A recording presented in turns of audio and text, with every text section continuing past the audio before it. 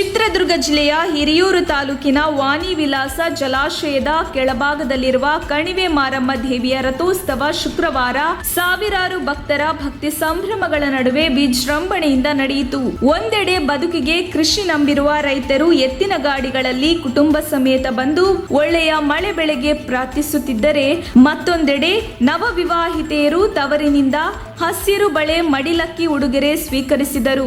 ಈ ನಡುವೆ ಎಳೆಯ ಮಕ್ಕಳು ಬೆಂಡು ಬಾಸುತ್ತಾ ಚಪ್ಪರಿಸುತ್ತಾ ಸಡಗರದಿಂದ ಓಡಾಡಿದರು. ಜಲಾಶಯದಲ್ಲಿ ನೀರಿನ ಮಟ್ಟ ಕುಸಿದಿರುವ ಕಾರಣ ಜಾತ್ರೆಗೆ ಬಂದ ಭಕ್ತರಲ್ಲಿ ಸ್ವಲ್ಪ ಮಟ್ಟಿನ ಬೇಸರ ಕಂಡುಬಂತು.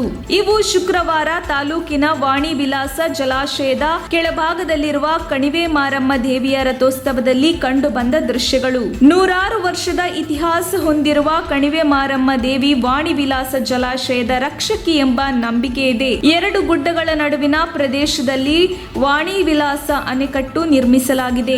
ಎರಡು ಗುಡ್ಡಗಳ ಕಣಿವೆಯಂತಹ ಪ್ರದೇಶದಲ್ಲಿ ಈ ದೇಗುಲ ಇರುವ ಕಾರಣ ಕಣಿವೆ ಮಾರಮ್ಮ ಎನ್ನುವ ಹೆಸರು ಬಂದಿದೆ ಎನ್ನಲಾಗುತ್ತಿದೆ. ಸ್ಥಳೀಯರಲ್ಲದೆ ತಮಿಳುನಾಡು, ಆಂಧ್ರ ಪ್ರದೇಶದಿಂದ ರೈತರು ಈ ಜಾತ್ರೆಗೆ ಬಂದು ಹರಕೆ ಸಲ್ಲಿಸುವುದು ಪ್ರತಿ ವರ್ಷ ನಡೆದುಕೊಂಡು ಬಂದ ವಾಡಿಕೆ.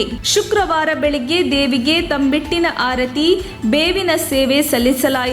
ಸಂಜೆ 4 ಗಂಟೆಗೆ ದೇವಿಯ ರಥೋತ್ಸವ ಸಾವಿರಾರು ಭಕ್ತರ ಭಕ್ತಿ ಸಂಭ್ರಮದ ನಡುವೆ ನಡೆಯಿತು. ಜಾತ್ರೆಯ ಬ್ರಹ್ಮ ರಥೋತ್ಸವದ ಸಂಭ್ರಮದಲ್ಲಿ ಕನ್ನಡಿಗರ ಆರಾಧ್ಯ ದೈವವಾದ ಪುನೀತ್ ರಾಜ್ಕುಮಾರ್ ಅವರ ಭಾವಚಿತ್ರ ಪ್ರದರ್ಶಿಸಿದ ಪುನೀತ್ ಅಭಿಮಾನಿಗಳು ಹೇಳಲಾಗದ ತಮ್ಮ ಭಾವನೆಗಳನ್ನು ವ್ಯಕ್ತಪಡಿಸಿದರು. ಇದೇ ಸಂದರ್ಭದಲ್ಲಿ ಕಣಿವೆ ಮಾರಮ್ಮನ ಜಾತ್ರೆಗೆ ಕಾಂಗ್ರೆಸ್ ಪಕ್ಷದ ಹಿರಿಯ ಮುಖಂಡರಾದ ಸೋಮಶೇಖರ್ ಬಿ ಅವರು ಕಣಿವೆ ಮಾರಮ್ಮನ ಜಾತ್ರೆಗೆ ಆಗಮಿಸಿ ದೇವರ ದರ್ಶನ ಪಡೆದುಕೊಂಡರು. ಜಾತ್ರೆಗೆ ಆಗಮಿಸಿದ ಕಾಂಗ್ರೆಸ್ ಮುಖಂಡ ಸೋಮಶೇಖರ್ ಬಿ ಅವರನ್ನು ತಮಟೆ, ಡೋಲು ಬಾರಿಸುವುದರ ಮೂಲಕ ಅದ್ದೂರಿಯಾಗಿ ದೇವಸ್ಥಾನದ ಅರ್ಚಕರು, ಆಡಳಿತ ಮಂಡಳಿಯ ಅಧಿಕಾರಿಗಳು ಸ್ವಾಗತಿಸಿದರು. ಇದೇ ಸಂದರ್ಭದಲ್ಲಿ ನಮ್ಮ ತುಮಕೂರು ಮಾಧ್ಯಮದ ಮೂಲಕ ಮಾತನಾಡಿದ ಸ್ಥಳೀಯ ಗ್ರಾಮಸ್ಥರು, ಕಾಂಗ್ರೆಸ್ ಪಕ್ಷದ ಸೋಮಶೇಖರ್ ಬಿ ಅವರು ಕಳೆದ ಬಾರಿ ವಿಧಾನ ಪರಿಷತ್ ಚುನಾವಣೆಯಲ್ಲಿ ಸೋಲನ್ನು ಅನುಭವಿಸಿದರು.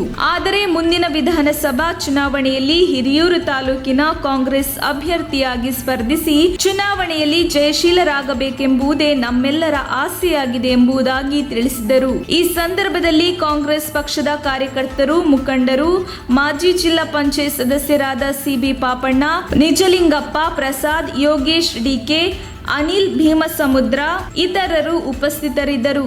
ವರದಿ ಮುರಳೀಧರನ್ ಆರ್, ಹಿರಿಯೂರು.